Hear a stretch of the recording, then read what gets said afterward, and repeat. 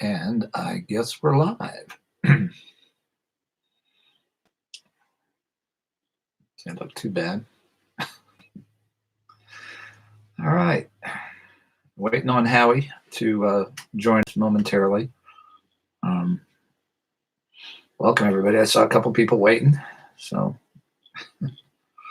feel free to let me know you're there in the chat room. We haven't been on in a while, so it might be just me and Howie tonight. I don't know, but hopefully. Leah, how are you? How's that trust fund going? Love that picture. So yeah, we have. Oh, there he is. Speak of the devil. Hello, Howie. Howie. Hello. I put you on the air. Yeah, you on yet? Yeah, we're on right now. Oh, okay. I'll just have to ask the chat room. How's the audio? Say something, Howie. Say a bunch of say a sentence. Say a sentence, man. You're putting a lot of pressure on me. I can think of one. Epstein didn't commit suicide. Yeah. Okay, that's good. So, could you hear him, guys? This nothing works on this YouTube. It's just unbelievable what they've done to the live streaming. We got 10 people here already. Cool. Gary, welcome. Okay, sounds good. So the the mic thing isn't working. Can you hear me? Yeah, I can hear you.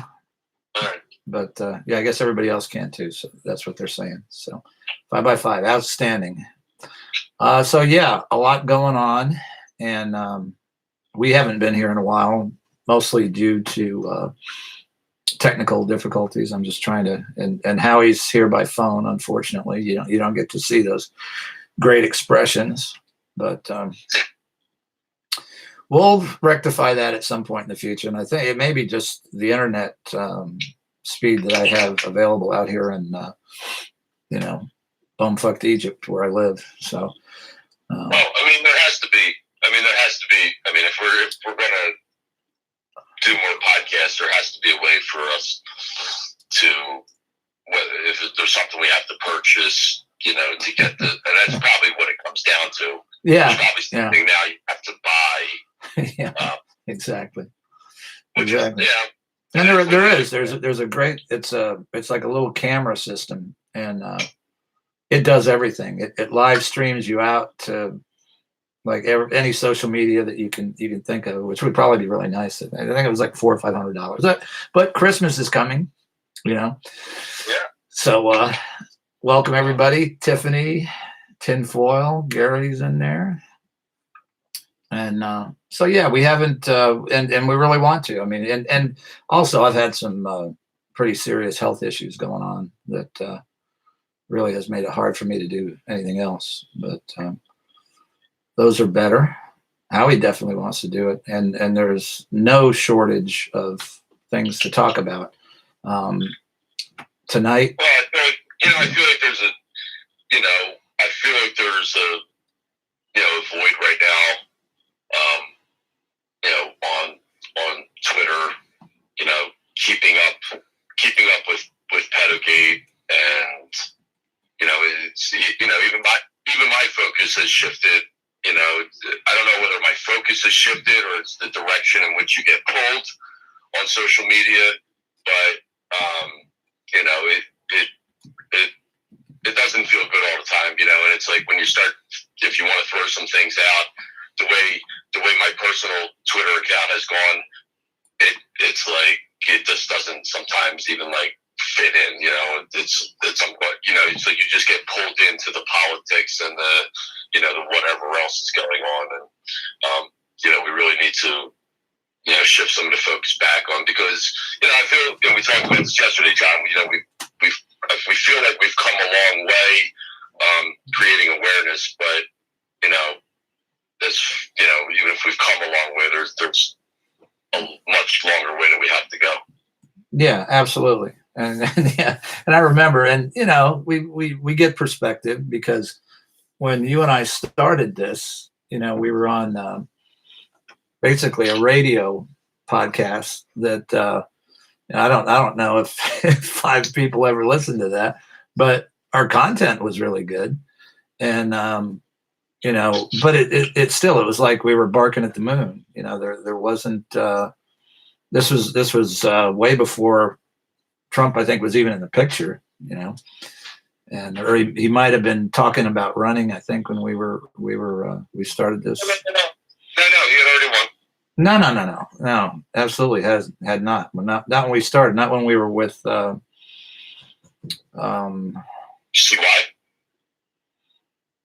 You see why? Yeah, right. No, it was 2017. Did I dream it, or he had just got in there or something? He just got in. It was okay. So I lied. I lied. It was May of 2017, but it's. I mean, it's either way. I mean, it's a lifetime ago. Yeah, and it was like nobody was listening, and I think that first year there was really nothing really going on, and everybody was. Well, we were going to, you that spent years, researching, and we're just getting people who weren't familiar with things like the Finders and Boys Town, doing shows on the Catholic Church, and just the more high profile things throughout history that sort of like were clues to like, hey, these are not isolated incidences. And then then as we met people and we had people come on and tell their own stories, it's like, oh wow, there's more, there's much more to this. Yeah, and I think it took a while. I think when Nasser went down, that people finally started to say, hey, wait a minute, there's something to this, and we need to pay closer attention. And from there, and trying to think exactly when it was, because Trump, I think it was when he signed those executive orders about child trafficking, and it was like a floodgate got opened, and then all thing after thing after thing, and Epstein, and it was just like a roller coaster. Then Epstein was because we talked about Epstein forever, and you were confronting Bill Clinton about that a year, or more before that ever broke. And if you guys, I don't know if we got some new people, some old people probably, but go to our YouTube page, and there's a playlist, Howie Confronts Pedophiles, and you can see he was in Joe Biden's face and Bill Clinton's face about Epstein a couple of years ago. The first time was a year and a half ago. I just tweeted it out just again. I don't think I ever tweeted that one out from the Clinton. And one time, Howie got him, and he didn't turn on the camera. So that makes three times. But it's been, and the last year has been crazy, and the last month, the acceleration of all this, just with the Epstein arrest until now, has been crazy. I mean, and that's good. I mean, but like you said, there's so much information, and social media, especially not Twitter, is not designed to get you the information that you need. And with all the shadow banning, it's designed to get you information that you don't need. Absolutely. So you're fighting that, and so we're going to try to, in our small way, just bring everything together and try to, give some views from our experience of what's going on. And like you were saying, I've been researching this basically since 2001, when the towers went down. So that's what got me into this.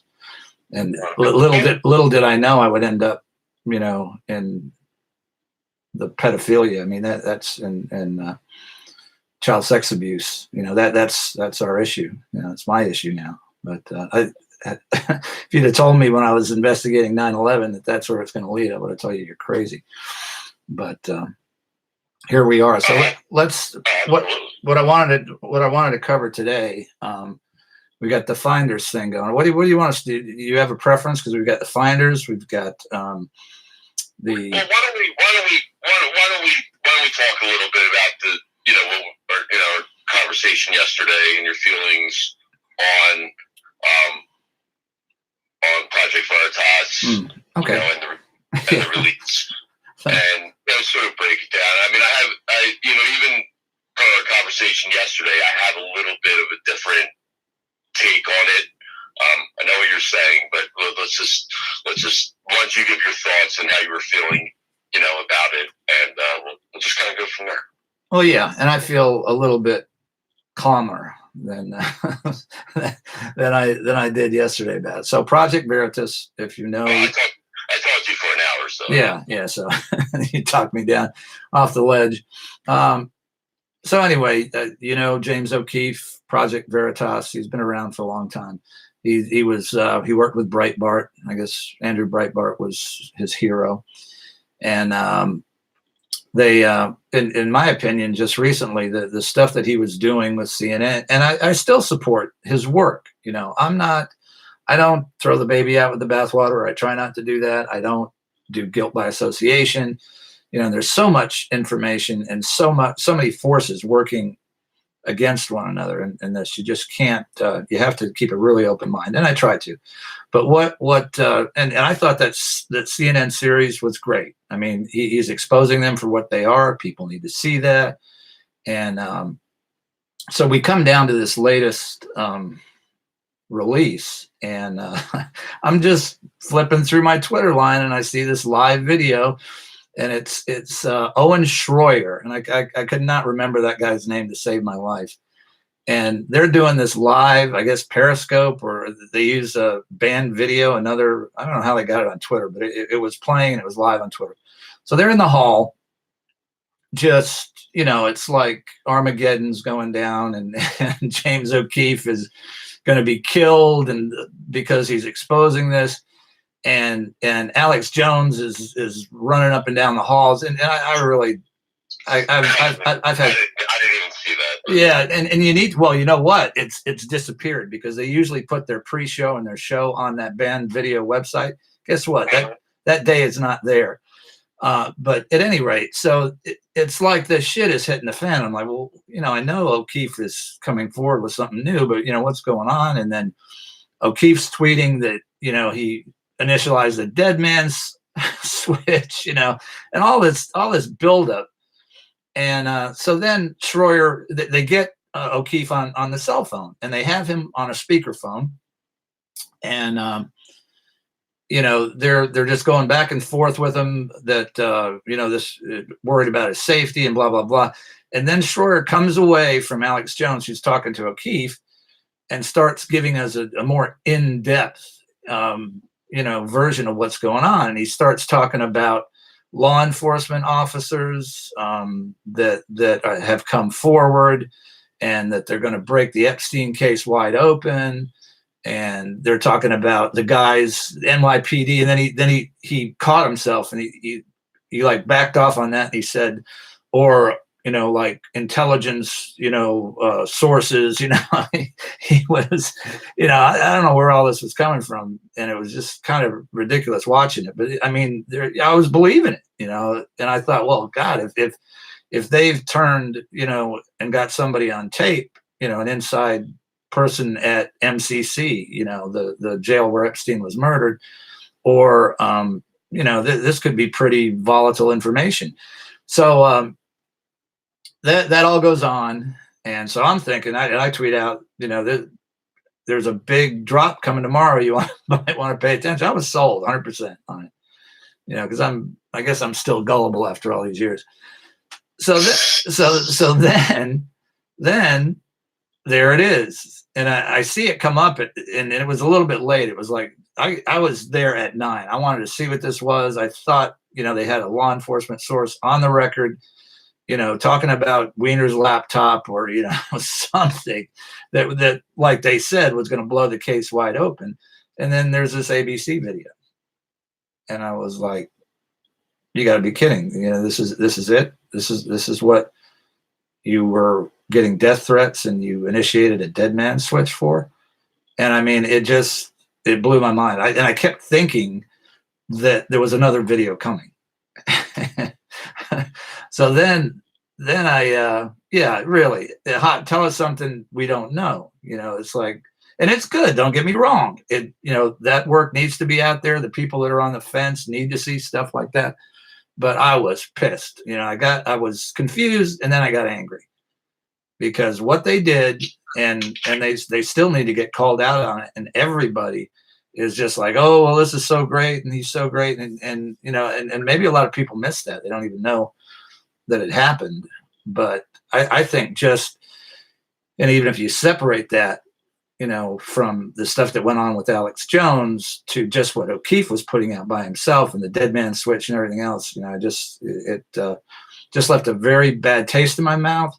When I get, those red flags going up, I tend to, really want to step back, and that being said, we still have his work, which I have no problem with and I support. So that's kind of where I'm at. But using the Epstein case to publicize this video, which was really, it was about the Epstein case, but it wasn't. I mean, it's not going to change anything in the Epstein case. And I thought that was a slap in the face to the victims who are waiting for justice, and this. So that's my take. What do you tell us what you think? Well, I mean, basically, I didn't see a lot of the things that you saw. Just going by the hashtag, the Project Veritas' hashtag was the Epstein Coverup. So, and then it sort of got conflated into Epstein suicide cover-up. So that's kind of where I'm like, well, what do they have? They're covering up the fact that he didn't commit, and people were tweeting out he didn't commit suicide and all this stuff, which I don't believe he committed suicide. I mean, it's absurd. But just from their standpoint, it kind of falls in the category of a cover-up, that they were covering up his crimes. Had nothing to do with the suicide. And I don't, for him, for James O'Keefe to say that they're going to blow the lid off it, I don't really know what that means, or wide open. And he said that. I mean, he said that himself without Alex Jones's help. So, I mean, obviously there's a little, there's always been a little P.T. Barnum in him.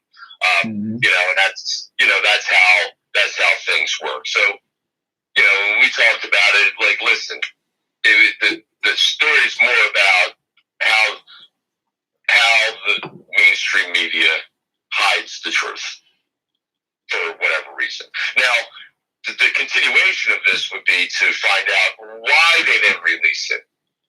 Because you could see in this Amy Robach, is that wrong? Yeah, that's close enough. You could see in her face as she was talking. At one point, she almost teared up as she was talking about this. She obviously, but she probably makes $2 million a year. So what are you gonna do? And she does that when they put sweet and low in her coffee too. I have no idea what that means. But you could tell as she was talking about it, she had that, moment, like the fact that it got squashed. She knows she's working for something corrupt, because for them to say nobody would care about this, it's absurd. And but why? And there was a tweet today, and I was gonna tweet out and make the connection. Obviously, Disney owns ABC, and we can start getting into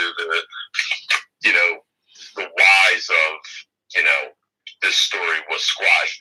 And I doubt it. I doubt Amy Robach even knows this stuff, to be perfectly honest with you. I don't think people in media are all that bright. I don't think they can really do much research. There's a certain set sense of denial, but she seemed a little confused as to why the story was squashed. And she had, it's not that difficult to figure out. That's fine. And I'm just addressing the chat room now because they got a lot of they're talking about Assange, and I support Assange 1,000%. If it wasn't for Julian Assange, Hillary Clinton would be president. He's in jail. Kim.com is sunning himself in New Zealand. That guy, and also we're talking about Pell, and I don't think Pell was set up. There was some corruption that he had found in the church, but those people that testified against him, I think, were very believable, and that's why he got convicted. So it sure puts a light on the Vatican, and the light, we've always said that, that's where it needs to be. That's who runs this empire that controls the world. You got the Vatican, you got the City of London, and you got Washington, D.C. And they're asking, and these are some viewers from Australia, they're asking why Trump hasn't helped. And believe me, Trump has his hands full. The stuff that just pulling 100 troops out of Syria. Look at what happened, and they killed Kennedy for a lot less than Trump has already done. So that he is swimming in a sea of vipers. But hopefully, and Howie and I were talking about this too, and I really think he will get reelected. That's when you're going to see, and and I think the Congress is going to have Republican majorities, and then his hands will be untied, and he won't be dealing with all this, BS on a daily basis. The intelligence agencies going after him. I mean, that's the draining of the swamp, the Justice Department, CIA, FBI. I mean, it takes time. A couple, people have been moved out, but it doesn't happen in 3 years. When you're talking about a swamp, and you're talking about a system that's been in place, and talking about a deep state. And yes, there is a deep state. And John, if you could find something from, maybe I'll text it to you. It's a link to the Bill Moyer's interview that he did with a guy who it was from a couple years ago. It was all about this guy just talking openly about the deep state, that there is a deep state, in fact, Yeah, well, yeah. but you think about everybody, there's too many people, and, I'm a newer conservative. I tend not to label myself, but I'm definitely not a liberal, so I'm, I have to consider myself conservative, but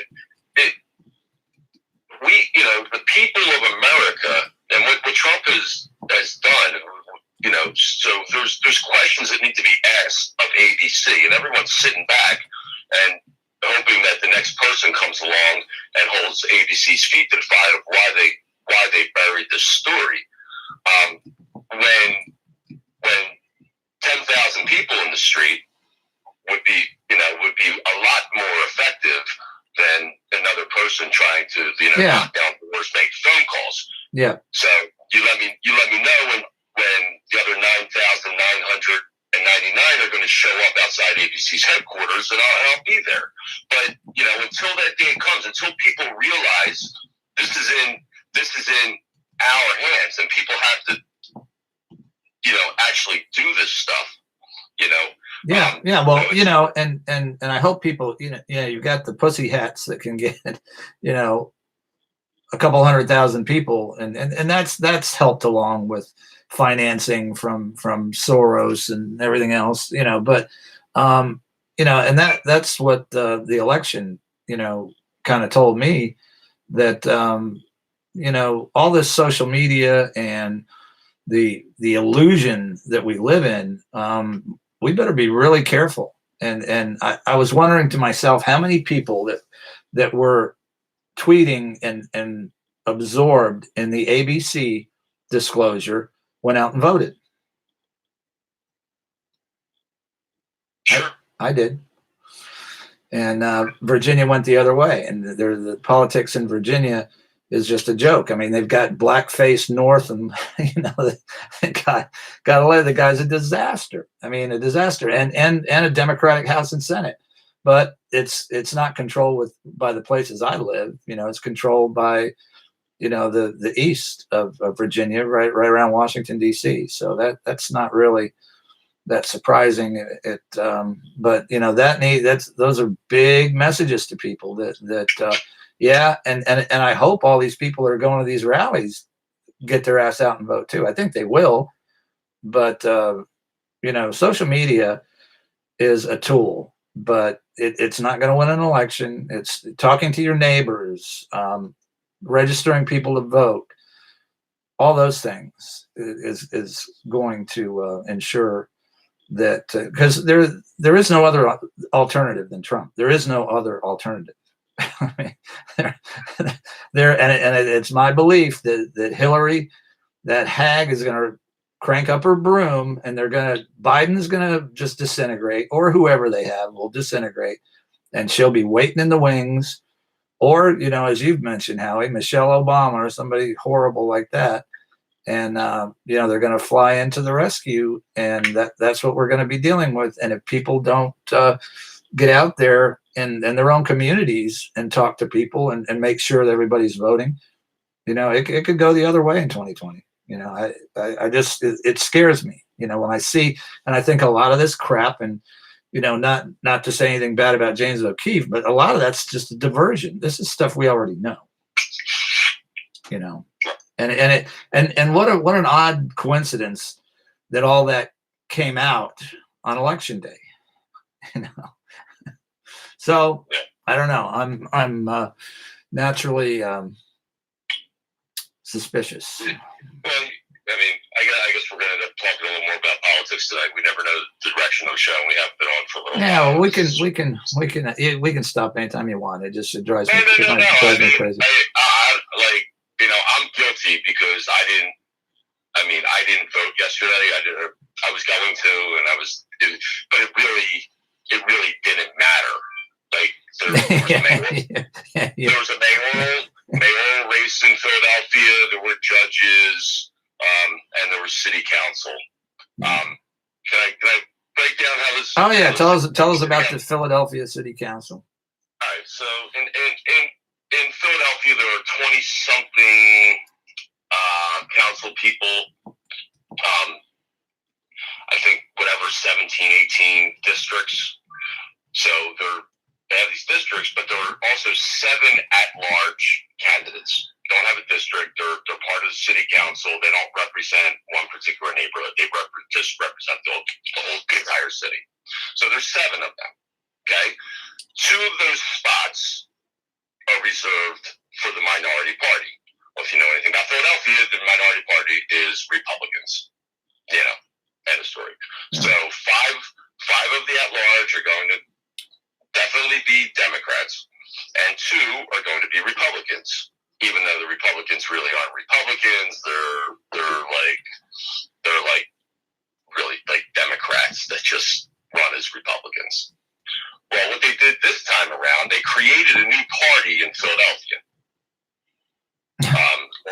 called the Working Families Party. I didn't even know this until yesterday. I did not even know. I assumed that 2 of the spots were going through. I was watching the race because I knew somebody that was actually running in the primary for to be a Republican at large. She didn't make it through the primary to the general. So I was following this. So this Working Families Party, which is now just an ultra left wing, they are now considered a minority party in Philadelphia. Even though they're Democrats, they're just very far left-leaning Democrats. And they got a lot of money. George Soros got involved in a lot of the local races. And the Working Family Party got a candidate in. and so now there's only one Republican sitting in city council. There's one other Republican. He's from my district. He won, and there's one other, the guy who in the at-large, but he's not even a Republican. So now you replace like a pseudo-Republican with a very far left-leaning working families party candidate. It's getting really bad. So what Soros has done, they figure he can't influence the national elections. He can't move a Senate race. He might be able to move a House race here and there, depending on how much money they dump in. So what they've been doing is they're going after large cities, not just the mayor's race. Now they're going after district attorneys, and they're going after city council, and they're going after Philadelphia suburbs. Money was dumped into a county called Delaware County, which is south of Philadelphia. And just since Civil War was trending on Twitter, first time since Civil War, the council of Delaware County flipped from Republican to Democrat. And with this major influx of money, it's right in the Philadelphia paper that George Soros Open Border Society is funding this stuff. Yeah, well, absolutely, and that's not going to change. I mean, that those forces are going to double down in 2020, and if we don't get our shit together, and people don't get going and talk to your neighbors, talk to your civic organizations, make sure that you're on the same page and that everybody is getting out to vote. It could go the other way, and I think that, and the rallies are great, but that's, I'm very concerned, and time will tell, but I think we're really going to have our shit together to, pull this off, because they're going to take out all the stops. They don't, there's no other choice for us and who we're voting for. But yeah, the CIA, they're always in it. And I wouldn't put it past them to do a false flag. I don't put it past them at all. They're capable of anything, and they don't have a choice either. They're not going to, have a come to Jesus moment and give up what they're doing. They're just not. Sure, but even still, the strategy is to capture the cities. So it makes it look like, whatever they, anything, whatever they went through in the middle of the country. But Philadelphia, I could speak on Philadelphia because it's where I was born and raised and still live, has always been a moderate city. It's Democrat, and it's, the politics are controlled by the unions, and the unions aren't happy with this working families party either. They've created like this monster that they're trying to push, basically, like an AOC type of, people in there to make it this, they'll use the term progressive. Philadelphia is not a progressive city, never has been. And the real people from Philadelphia, but if all your politicians are progressive, now they start doing all this crazy stuff that everyone's, all the moderate people, and then it's kind of like they get brainwashed into thinking like, well, I guess this is the way we are, and people, but the people who are moderate and people who are from Philadelphia, they're not necessarily going to, fight as hard as the people getting paid to go in the streets and do all this crap. All right, so we're on the same page on that and Veritas. All right, so let's move on, because the politics is giving me a headache right now. No worries. So then we have the Finders release, and I got a chance. I was very happy to do a podcast with Tiffany Fitzhenry on that, and we went in. It was Finders for Dummies, and she called it for beginners, but I call it Finders for Dummies. But so you get this, and the timing of these things are awful odd, and you got all this stuff. You got Epstein, all these other Nexium, and all this stuff coming for him. So up pops a document release, and I'm pretty diligent. I read through every page of it, and I get about 40 pages into it. And I'm looking at this, and it's a diagram, and I see tunnels written on it. And what in the hell is this? Did they have a compound somewhere? And so I look at it, and I look at the next page, and it's like a summary of this survey, whatever they were doing and where the tunnels were. And I start reading it down, and then I see McMartin Preschool. And I'm like, what in the hell is going on? Because, we know, and I know just from my own research, that, yeah, there was a connection between what went on at McMartin, the Presidio, the Jewish Community Center in Chicago, and Franklin scandal. All that was going on when the Finders was going on in '87. There was a lot of stuff. Michael Aquino, this was a nationwide network, and they were, if they're satanically abusing children in preschools, why wouldn't that be related? But for a factual basis, it had never been tied to the Finders cult, and that just blew me away. And I've talked to some other researchers, Elizabeth Voss and Jason Goodman, and also Tiffany. That's just strange. And I made my second call to the FBI today. It's a guy who runs he's the section chief of the records, and they're over the FOIA requests and all the documents that are disseminated. So I'm asking him for a clarification on why those documents are in there, and if that could be tied together, that's really a big deal. And it just the fact that it's in there, there's only two possibilities. It was put in there as some sort of signal, some signaling to what's coming, which I kind of doubt. Or the other possibility is that the agents that were investigating the Finders had made the connection, and there's no supporting documents in there. There's not one word about McMartin Preschool in any of the FBI work product, but that is really weird. So we're trying to get to the bottom of that, and not just me. A lot of people are, and it's good. It's good this information is coming forward. People are learning about the Finders. We're gonna, if all things work out, me and Tiffany and Jason are gonna do a complete show on the Finders, and I'd done some additional research on this, and just it's unbelievable, man. That Treasury report, and for anybody in the chat room, there's two links in the show notes. One of them is the Treasury report, which everybody in the country needs to read that, because it's absolute proof that they were trafficking and satanically abusing these kids, and that the CIA was involved. Okay, it's black and white. It was written by a Martinez, who was a customs agent, and it's a fact. So that's in there.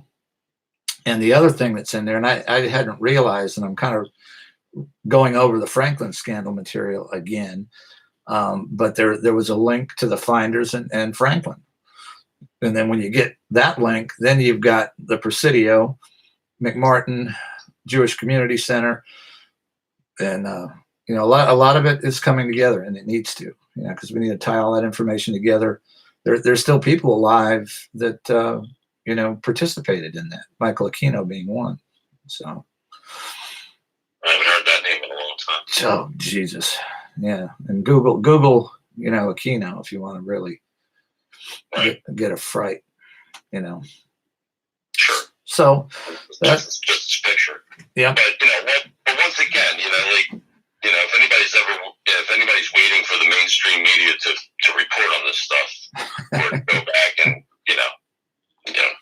you're going to be waiting quite a long time. A very long time. Yeah. And that's up to us, everybody that watches this show, everybody that's, follows the Twitter accounts. And I try to do that, get the information out there, read it, print it out, give it to people, give that, give it, if you go to church, go to your church and, hand that out. Say, this is our government. This is the government that we have had. I mean, and it's the CIA, and I'll be damned, the CIA are right in the middle of the Epstein thing. And all that happened was the finders, they just went underground. I mean, they knew those guys had been arrested right as it happened. There wasn't one van, there was two vans, and I they always give it away. They always give it. And this creep that ran the thing, who was a CIA operative, he was a contractor. He didn't work for the CIA. Marion Petty, his wife, worked for the CIA, and his son worked for Air America. But they're interviewing this guy in '94 after this all happens, and some DC newspaper is doing a puff piece on this guy, trying to debunk everything that happened. Oh, there was no satanic abuse. It's right there in the Treasury report. But he's giving this interview, and what he says in the interview is there were 4 guys there with the kids. So Tallahassee PD had thought there was another van, and he proved them right in that interview, because there was 2 guys in the van that got arrested with the children. I think there was 8 children in that van. So there was another van with 8 children and another 2 guys in suits. Okay. And Petty gave that away in that interview. It wasn't a Freudian slip. It was consciousness of guilt. So you've got 2 vans, 16 children, and these children were so unsocialized. They were urinating and defecating on the floor of the office. I mean, they had treated these children like animals, and they were just taking them somewhere to put them on a boat. They said they were taking them to Mexico to a special school. They were probably going to Mexico, but they weren't. I don't know if Nexium had a school in Mexico then, but that's what they were doing. And the CIA, and Epstein, and I think Acosta said that they were. He was the U.S. attorney when they were trying to prosecute Epstein, and he was told hands off. He's an intelligence asset. So there you go. The usual suspects.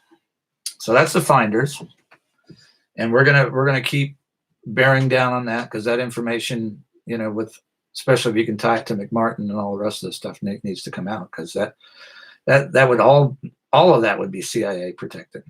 So that would be very significant. So. What else, Howie? What else do we got there? No, it's just heavy stuff. I mean, I don't know if everybody is completely up to speed. I mean, you were jarring my memory, but I mean, if you can, it's a good place to start, and it goes to show the depth of the depravity and how far it goes, and but you have to understand, even saying these things, like if you come at somebody with this information, I mean, they're going to look at you like you got, Yeah, and then hand them that report. No, I understand. It's just, that's how difficult, it is to, for somebody to, start paying attention, and you have to, there has to be a way to, ease them into that type of information, because it's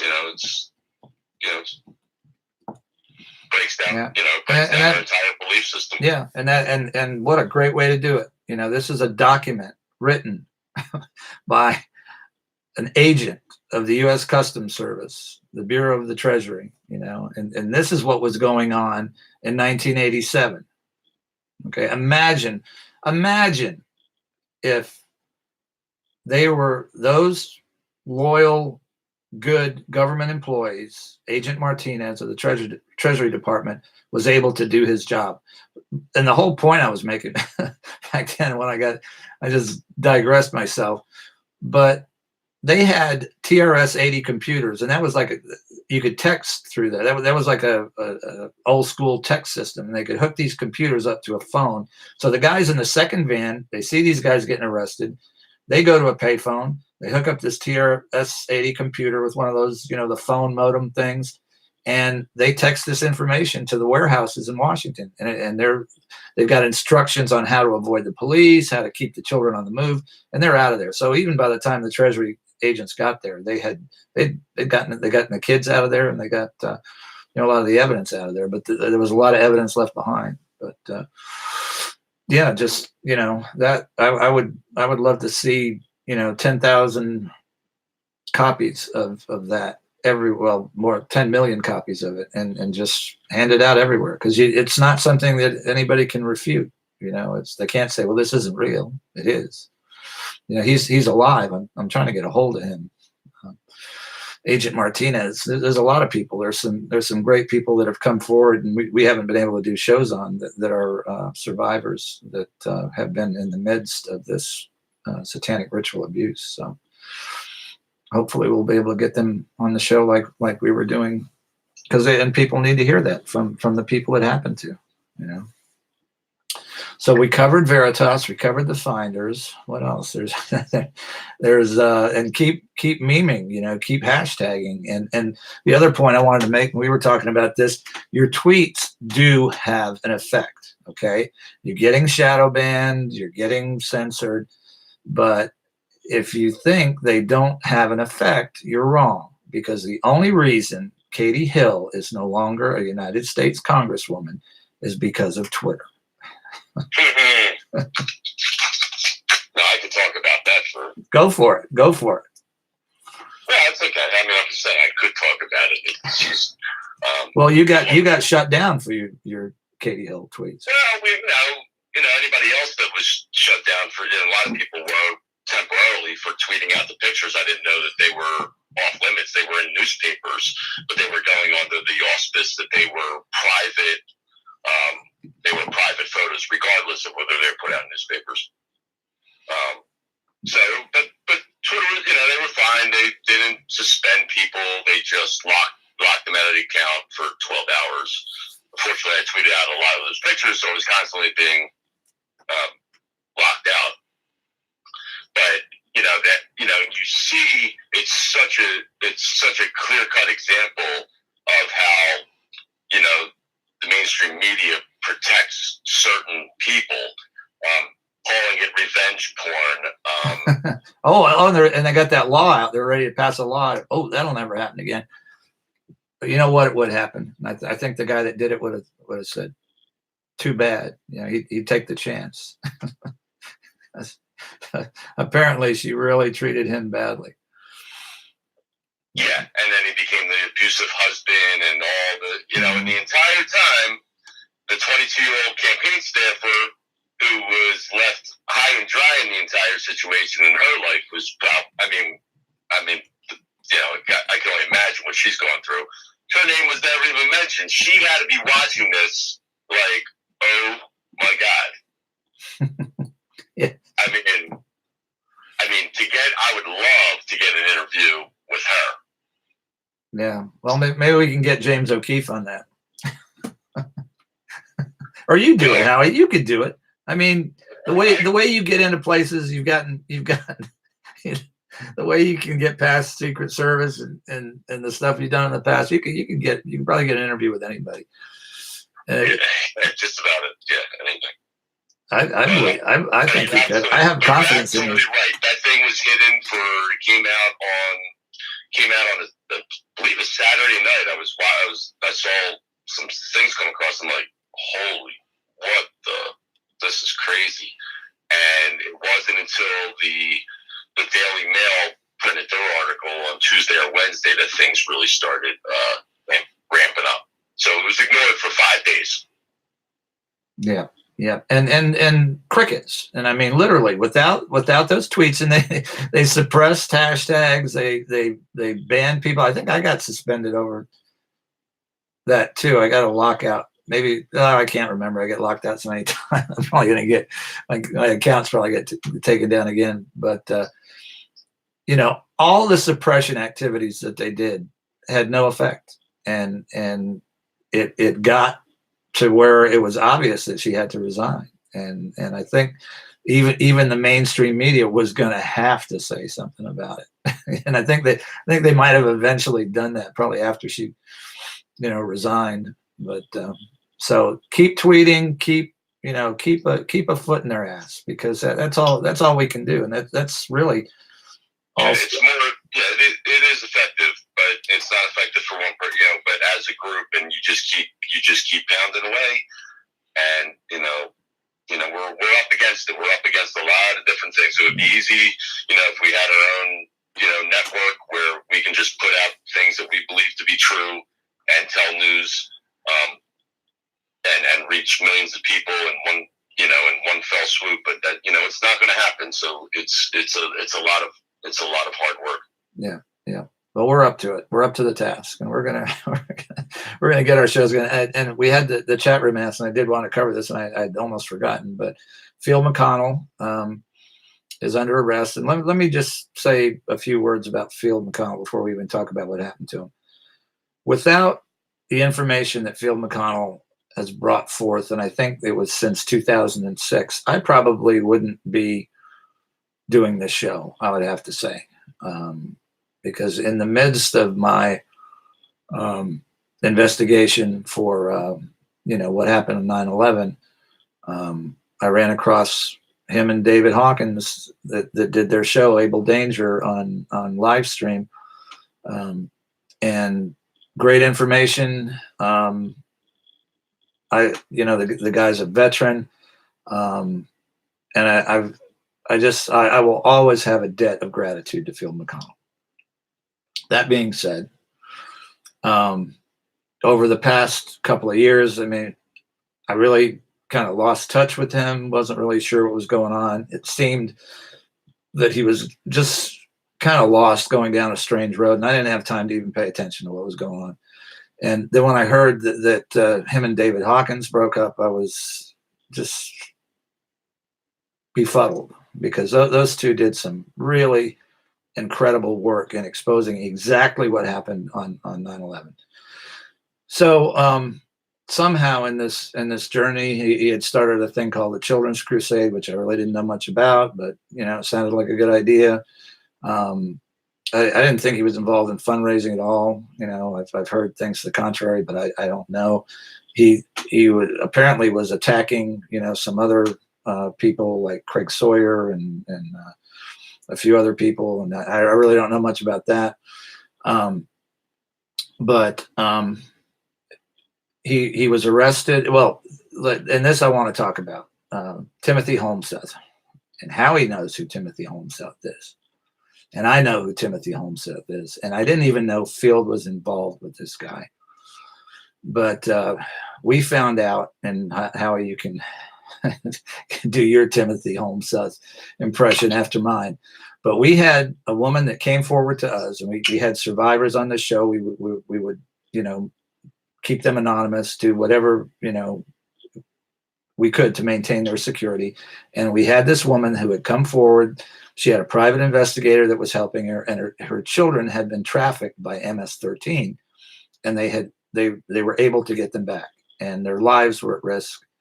She wasn't going to identify herself, but she was going to come on the show and tell her story. And I think it was the day before, this Holmseth guy, who apparently she knew and who poses as a journalist and has been involved in this child case in Florida forever. He's had a 9-year lawsuit going with this woman who's a lawyer down there. I don't even understand half of that, but and if you watch the guys, he put a video out recently that he's sitting on a couch and he's talking about that the United States Marines rescued 2,000 children from pedophilia in caves in California. So that's where this guy is at. But he outed this woman that was going to come on the show. He had recorded her on a phone call and got her real name, and I'm not sure if he got her address or the town that she lived in, and he outed that information just before she came on our show. So naturally, we got a call. I talked to her private investigator. They had to relocate. That woman could have been murdered for what this guy did. So that's all I need to say about Timothy Holmseth. You got anything you want to say about Timothy Holmseth, Howie? Not at the moment. Okay. And that's it, and Field is involved with him. And I think that's Timothy Holmseth. They had put restraining orders against him in Florida from this woman who some people say that she's involved in child trafficking. He says she's involved. She's a lawyer, but the courts issued a restraining order. And I think somehow Field violated that and was probably just trying to help Timothy Holmseth. And he's got a rough road ahead of him. He's going to be extradited. He's fighting extradition. These are felony charges, and the only I talked to the sheriff's department in Wisconsin, and they're not giving out what the charges are for. I was able to read the information in the extradition hearing. He's doesn't want to be extradited, so he's fighting that. There's no bail. He's going to be in jail for a while. The guy's 70 years old, above 70, and it's just it makes me sad that he's in jail. And I think he was in David Hawkins and Jason were talking about this on Crowdsource the Truth the other night. And I really agree with them. I think there is a group, and I'm not a, I don't know who's members of this group, but there's an attorney, what David or Biss is his name, that represents a guy that's suing Jason. He represents Holmseth, I believe, and somebody else. It's just the coincidences. But I think there are groups of people that David calls it a sandbox that try to get people that are getting information out that's good into the sandbox, and then they try to take them out. And Jason's had a lot of legal trouble over basically BS. And I think that's what happened to Field. And so we'll find out. I'll be keeping up on that because I've talked to Phil before, and I interacted with him, and I used to be an active member of that group, and watch the show a lot. So my thoughts and prayers go out to him and his wife and the rest of his family while he's going through this, and I hope it'll be resolved soon and he can get out of jail. So that was that. But yeah, the Timothy Holmseth. Strange guy. Howie, man a few words. Strange guy. I'd have to agree with you. But our guest, I just couldn't even believe that. I could not believe it. And the guy, the private, thank God she had that private investigator working with her, because he had I think he had a background in law enforcement and was able to get her to safety after she was doxxed, basically. So all right, and let's see, I think we're getting you said don't give out a length of information that your ass can't stand or something. So my butt's getting sore in this chair. I'm sure that I want to thank everybody in the chat room for staying with us for as long as they did, and hopefully we've brought some clarity to what's going on. And all we're saying, and I think I know we're usually on the same page, Howie, is calm down and focus. Okay, and the focus is to expose this information as many ways as you possibly can on a daily basis and make a difference in your community. Get this information to your community. Help register people to vote. Make sure people are going to vote in 2020. These are all, we have to focus, because all this stuff on Twitter and ABC's doing this and CNN's doing that, it's diversion. We've got the information. We are the news now. So you've got in our show notes, you've got a great book that's free. The Coverup, Franklin Coverup by John DeCamp, and you've got that Treasury report. You can print it out. You can share that. You can share the file. So Chow Fun's in the house. Hey. So thank you, everybody.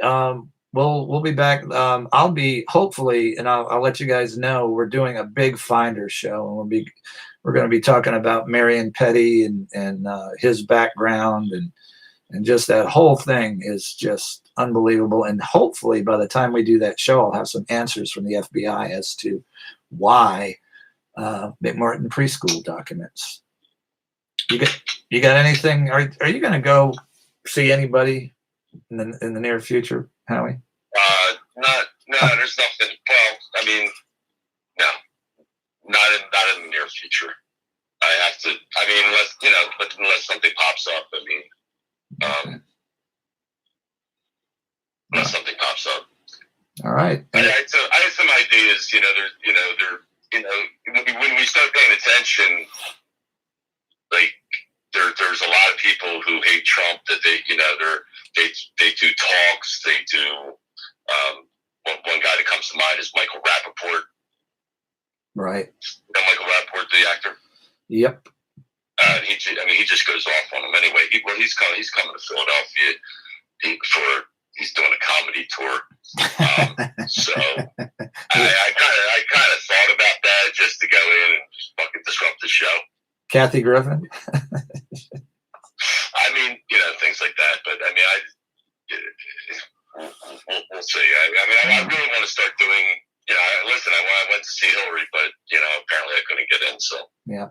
And I'll just tell you, the people that are watching, and check out our videos. I mean, they go back to UCY and the shows, and there's a lot of great information in there, because we covered everything from the 1500s all the way through. So there's good information in there. Check out Howie's playlist and get that stuff out there. People need to see Joe Biden being called on the carpet. They need to see just one of us, standing up in a Bill Clinton event and calling him out about, Epstein. So check out those videos, tweet them out, subscribe to the channel, tell your friends, and we are going to, and when we come back, when we start doing the show again, we're going to have the capacity that we had before, and you'll see Howie over here, and it will switch between me and him. And then we have, the ability to show web pages and a lot of other stuff, but we just haven't gotten there. So we haven't been on. So I mean, I think it's time to hopefully by 2020 to get the show back up and running. That's a year. Yeah, we will. Even if I have to. Those little cameras are really cool. You hit a button, it sends it to every. You can be live on like 10 social media sites. It's pretty wild. So, and we don't take money. We don't. And I got to look into this. I think Google, who's taken over YouTube, has monetized our videos. Yeah, I think they've monetized every video on the platform, and we don't monetize our videos. And there's probably something that you sign away, but I'll have to check into that, because I want to bring that forward too. But we don't accept donations. If Howie's going to an event and the tickets are $200 or $300, he's asked for help a few times, and people have been very generous and got him into these events. And he's a working guy.